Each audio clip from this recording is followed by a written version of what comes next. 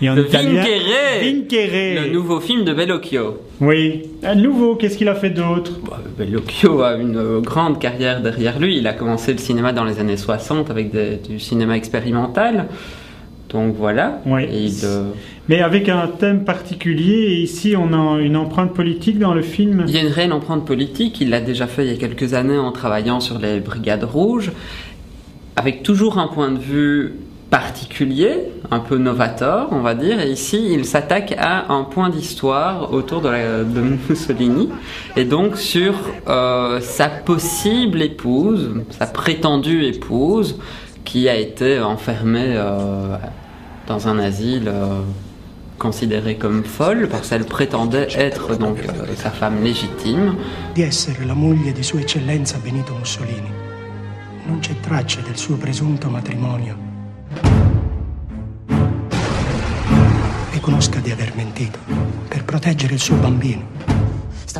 Non, il y a des choses très intéressantes derrière. On rencontre réellement Mussolini, oui. On rencontre l'homme qu'il a pu être, cet homme qui avait une soif de pouvoir, et on le voit lui-même dans la toute première partie du film comme quelqu'un de complètement dingue.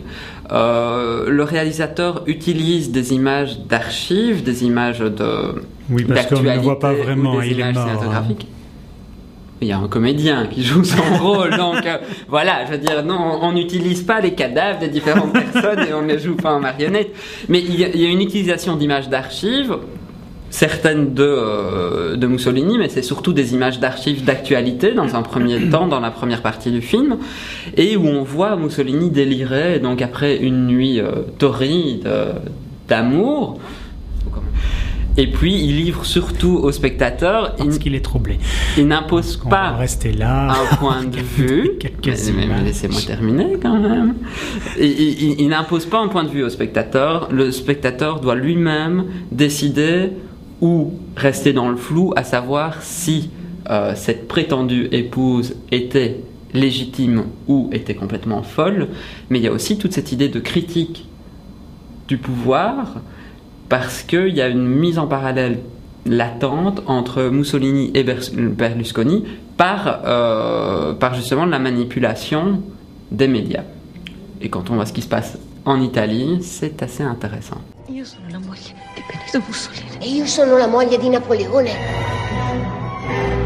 L'uomo che ho adorato, a cui ho dato tutto, mi ha cancellata, come se non fossi mai esistita, come un fantasma.